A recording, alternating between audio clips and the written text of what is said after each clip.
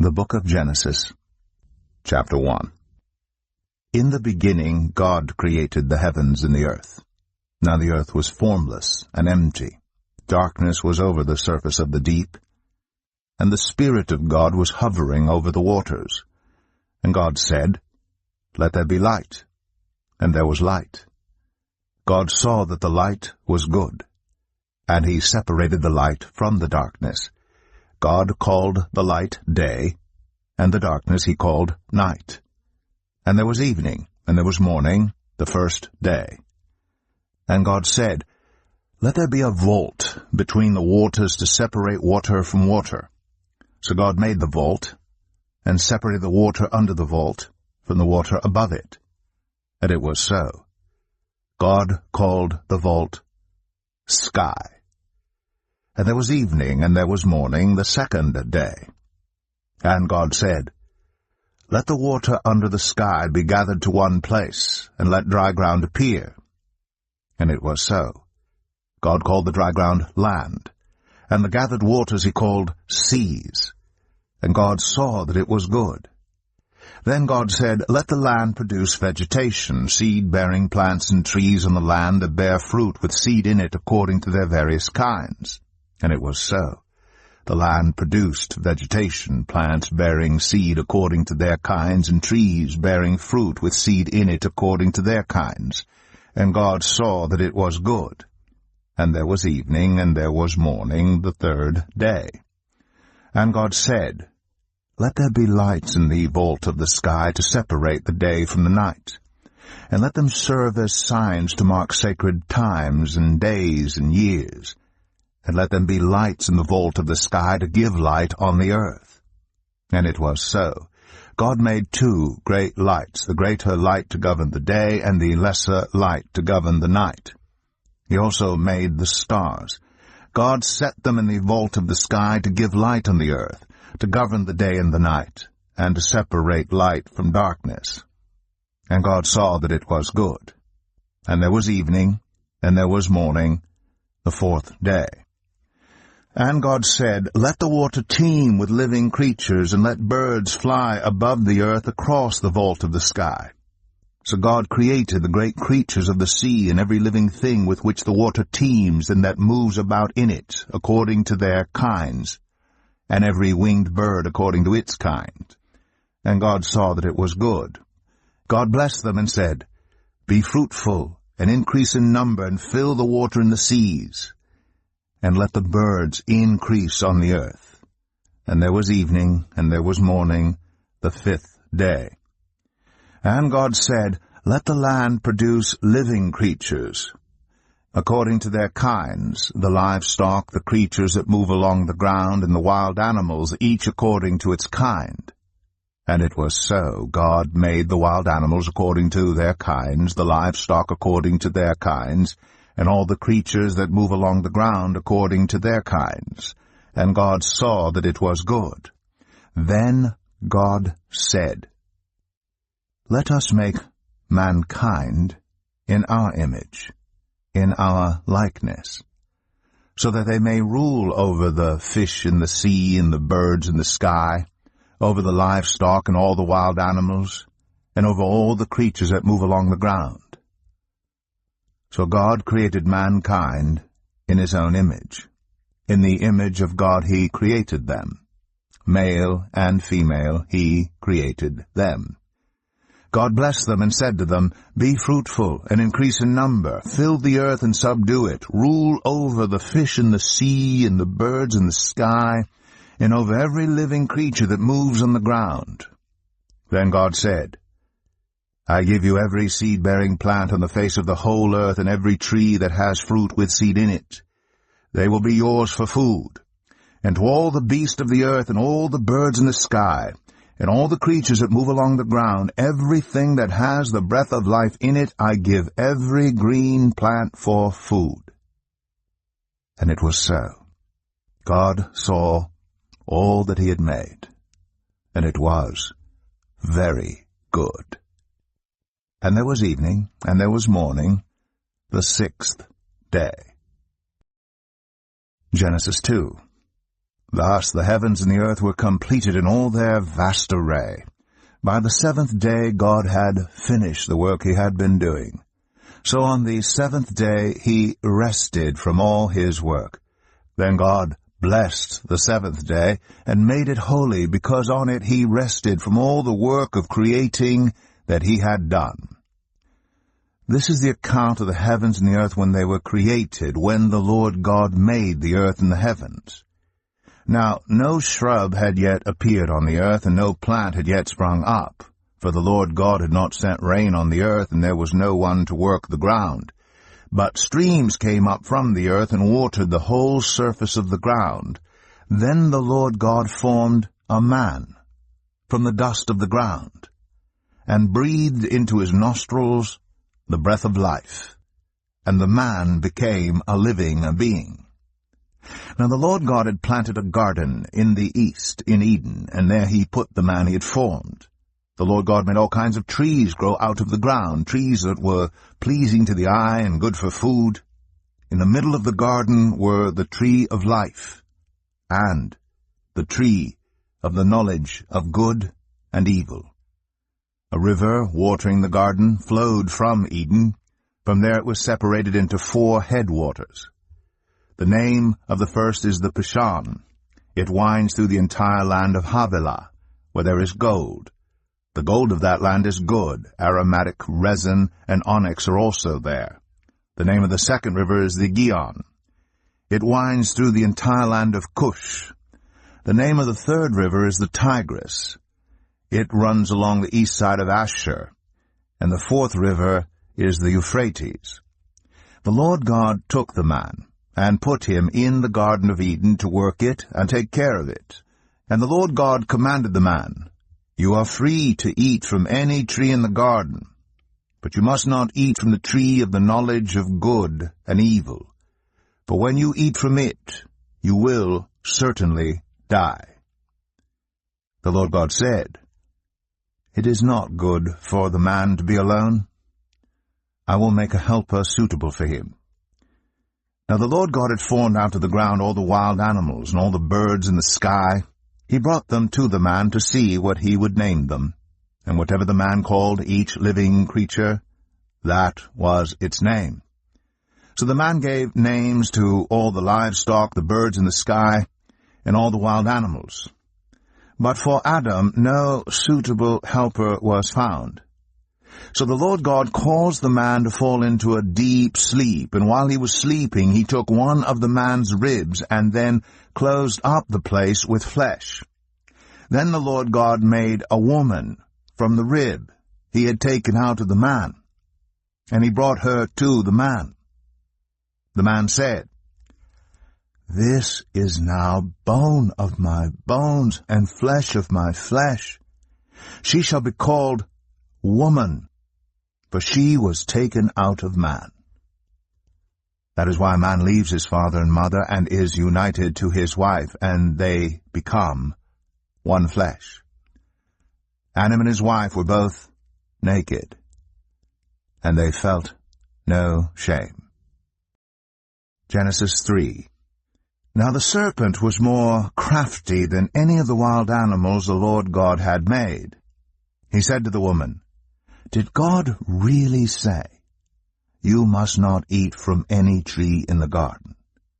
The woman said to the serpent, "We may eat fruit from the trees in the garden, but God did say, 'You must not eat fruit from the tree that is in the middle of the garden, and you must not touch it, or you will die.'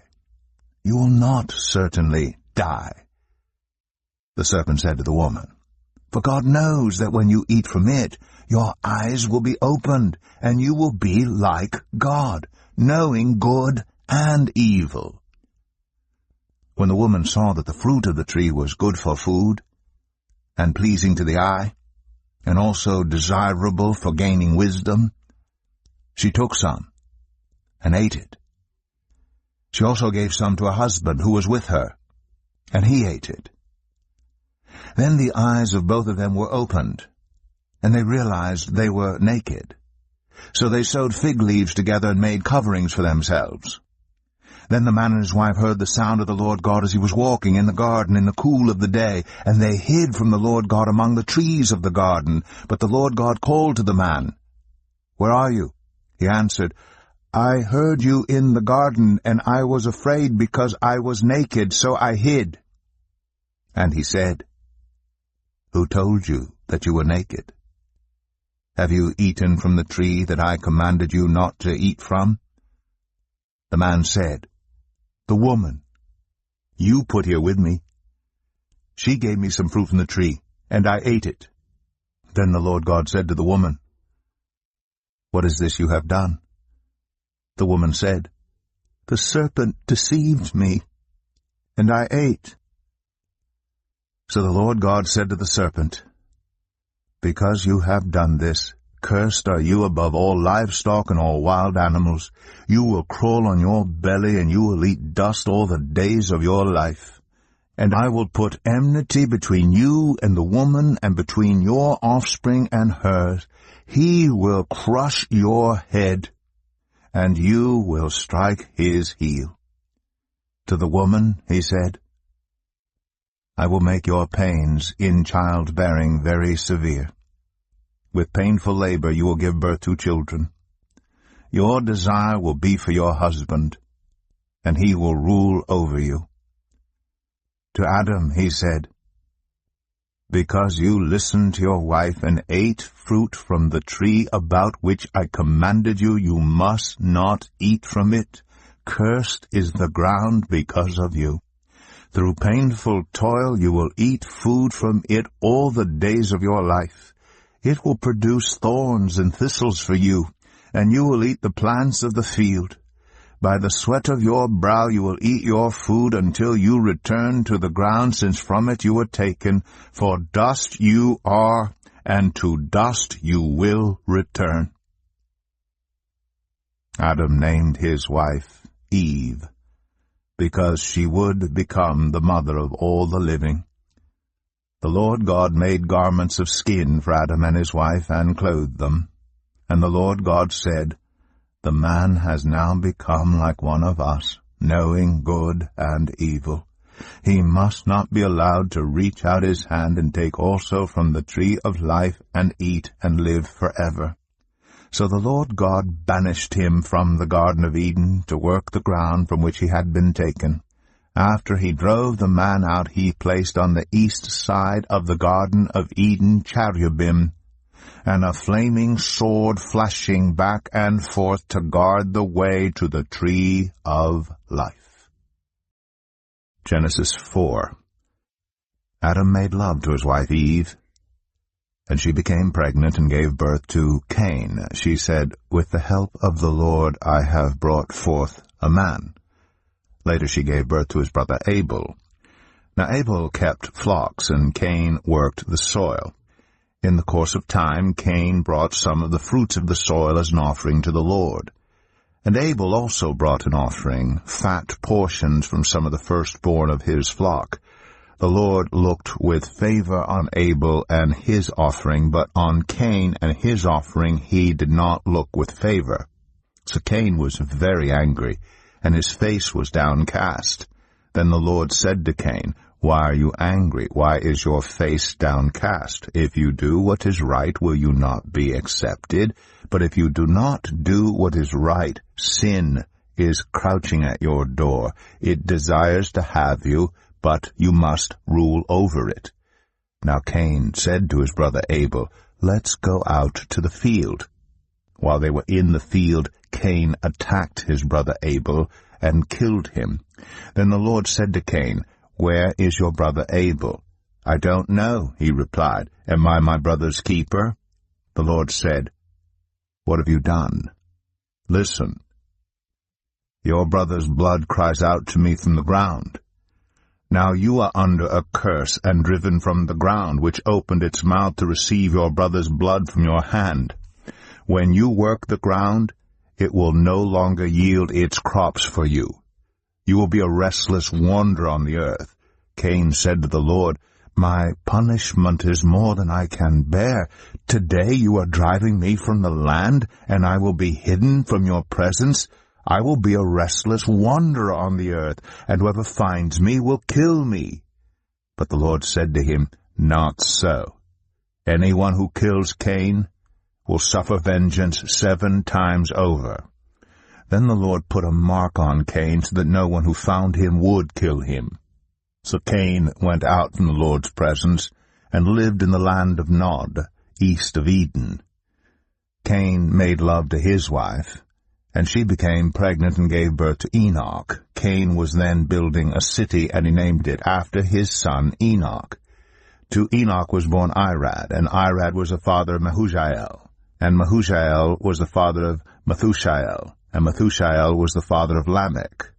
Lamech married 2 women, one named Adah and the other Zillah. Adah gave birth to Jabal. He was the father of those who live in tents and raise livestock. His brother's name was Jubal. He was the father of all who play stringed instruments and pipes. Zillah also had a son, Tubal-Cain, who forged all kinds of tools out of bronze and iron. Tubal-Cain's sister was Naamah. Lamech said to his wives, Adah and Zillah, listen to me. Wives of Lamech, hear my words. I have killed a man for wounding me, a young man for injuring me. If Cain is avenged 7 times, then Lamech 77 times.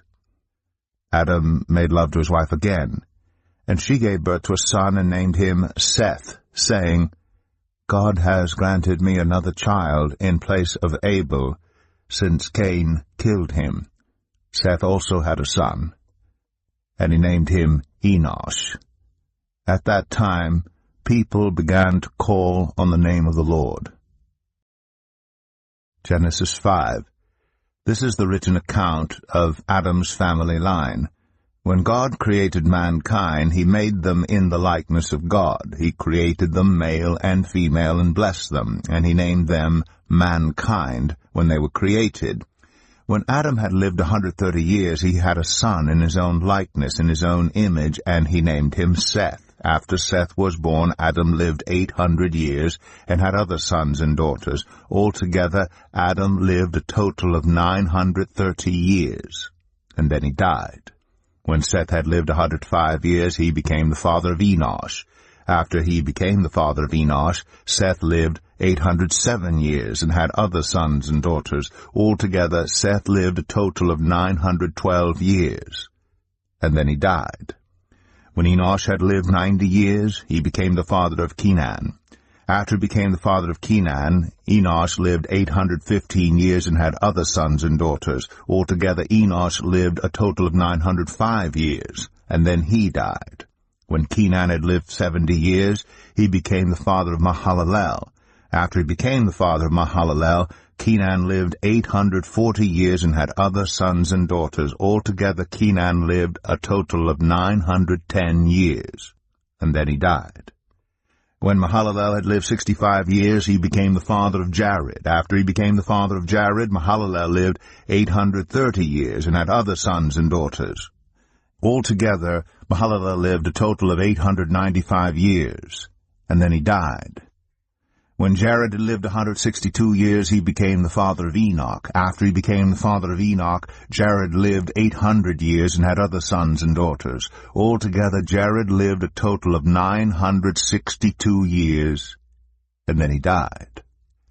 When Enoch had lived 65 years, he became the father of Methuselah. After he became the father of Methuselah, Enoch walked faithfully with God 300 years and had other sons and daughters. Altogether, Enoch lived a total of 365 years. Enoch walked faithfully with God. Then he was no more, because God took him away.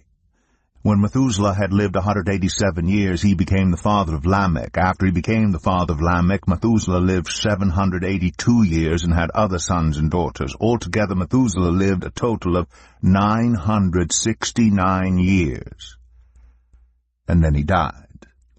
When Lamech had lived 182 years, he had a son. He named him Noah, and said, He will comfort us in the labor and painful toil of our hands caused by the ground the Lord has cursed. After Noah was born, Lamech lived 595 years and had other sons and daughters. Altogether Lamech lived a total of 777 years, and then he died.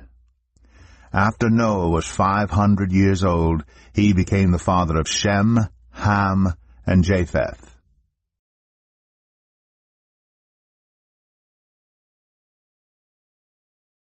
Genesis 6. When human beings began to increase in number on the earth and daughters were born to them, the sons of God saw that the daughters of humans were beautiful, and they married any of them they chose. Then the Lord said, My spirit will not contend with humans forever, for they are mortal. Their days will be 120 years. The Nephilim were on the earth in those days, and also afterward, when the sons of God went to the daughters of humans and had children by them. They were the heroes of old, men of renown. The Lord saw how great the wickedness of the human race had become on the earth, and that every inclination of the thoughts of the human heart were only evil all the time. The Lord regretted that he had made human beings on the earth, and his heart was deeply troubled. So the Lord said, I will wipe from the face of the earth the human race I have created, and with them the animals, the birds, and the creatures that move along the ground, for I regret that I have made them. But Noah found favor in the eyes of the Lord. This is the account of Noah and his family. Noah was a righteous man, blameless among the people of his time, and he walked faithfully with God. Noah had 3 sons, Shem, Ham, and Japheth. Now the earth was corrupt in God's sight, and was full of violence. God saw how corrupt the earth had become, for all the people on earth had corrupted their ways. So God said to Noah, I am going to put an end to all people, for the earth is filled with violence because of them. I am surely going to destroy both them and the earth. So make yourself an ark of cypress wood, make rooms in it, and coat it with pitch inside and out. This is how you are to build it. The ark is to be 300 cubits long, 50 cubits wide, and 30 cubits high. Make a roof for it, leaving below the roof an opening 1 cubit high all around. Put a door in the side of the ark, and make lower, middle, and upper decks. I'm going to bring flood waters on the earth to destroy all life under the heavens, every creature that has the breath of life in it. Everything on earth will perish. But I will establish my covenant with you, and you will enter the ark, you and your sons and your wife and your sons' wives with you. You are to bring into the ark 2 of all living creatures, male and female, to keep them alive with you. 2 of every kind of bird, of every kind of animal, and of every kind of creature that moves along the ground will come to you to be kept alive. You are to take every kind of food that is to be eaten and store it away as food for you and for them.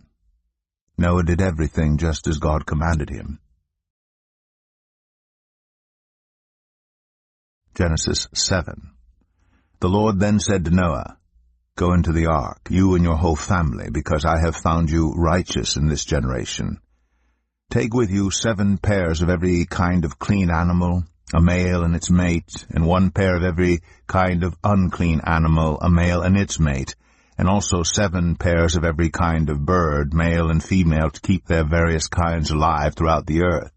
7 days from now I will send rain on the earth for 40 days and 40 nights, and I will wipe from the face of the earth every living creature I have made.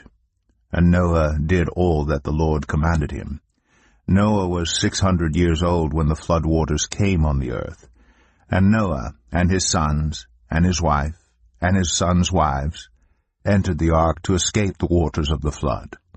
Pairs of clean and unclean animals, of birds, and of all creatures that moved along the ground, male and female, came to Noah and entered the ark, as God had commanded Noah.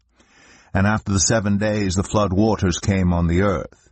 In the 600th year of Noah's life, on the 17th day of the 2nd month, on that day all the springs of the great deep burst forth, and the floodgates of the heavens were open, and rain fell on the earth 40 days and 40 nights.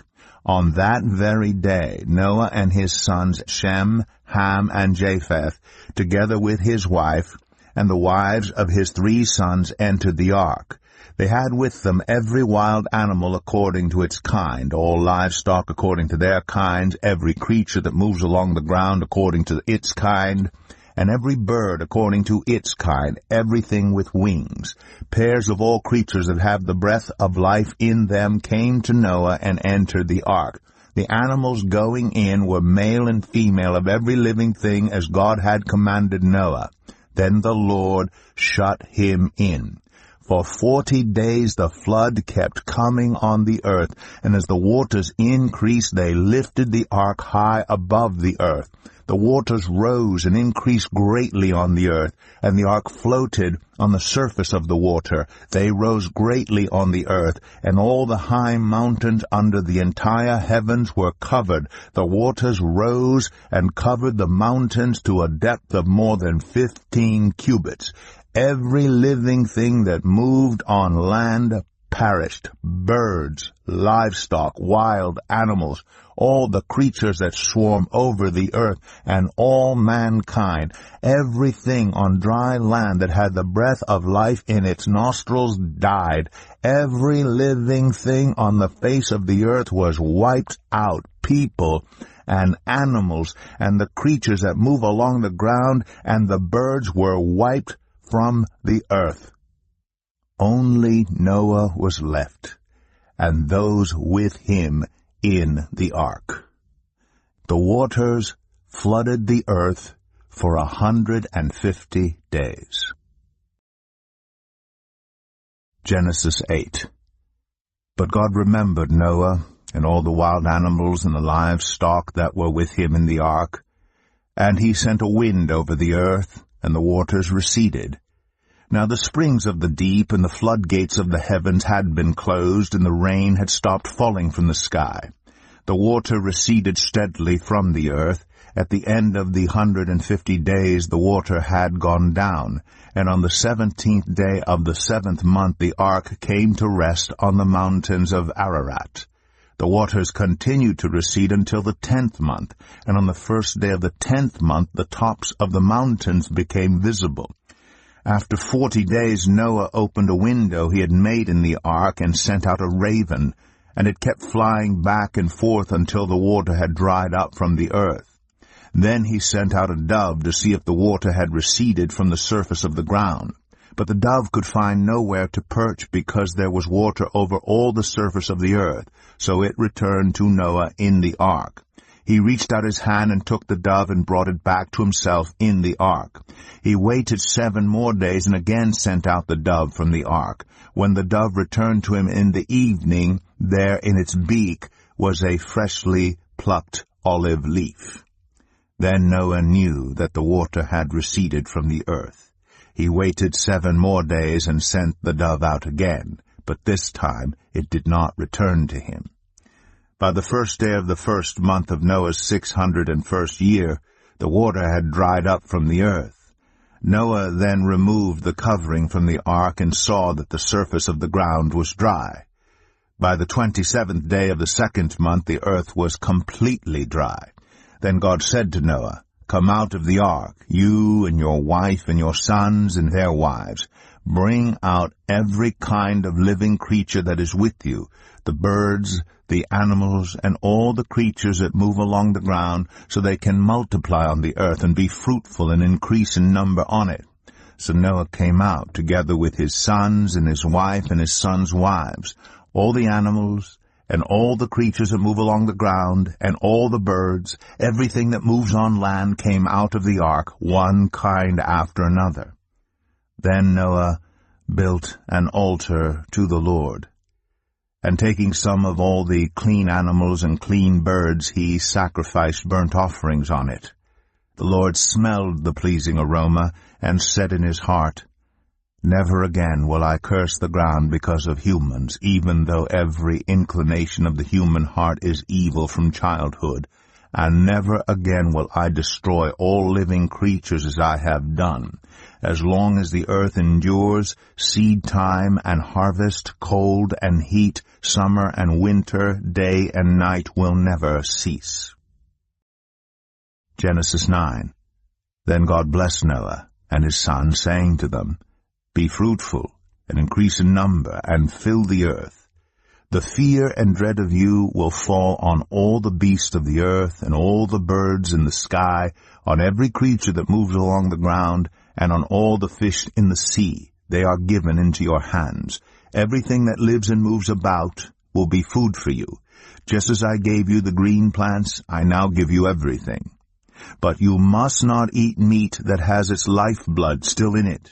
And for your lifeblood I will surely demand an accounting. I will demand an accounting from every animal, and from each human being too. I will demand an accounting for the life of another human being. Whoever sheds human blood, by humans shall their blood be shed, for in the image of God has God made mankind. As for you, be fruitful and increase in number. Multiply on the earth and increase upon it. Then God said to Noah and to his sons with him, I now establish my covenant with you and with your descendants after you, and with every living creature that was with you, the birds, the livestock, and all the wild animals, all those that came out of the ark with you, every living creature on earth. I establish my covenant with you. Never again will all life be destroyed by the waters of a flood. Never again will there be a flood to destroy the earth. And God said, This is the sign of the covenant I am making between me and you and every living creature with you, a covenant for all generations to come. I have set my rainbow in the clouds, and it will be the sign of the covenant between me and the earth. Whenever I bring clouds over the earth, and the rainbow appears in the clouds, I will remember my covenant between me and you and all living creatures of every kind. Never again will the waters become a flood to destroy all life.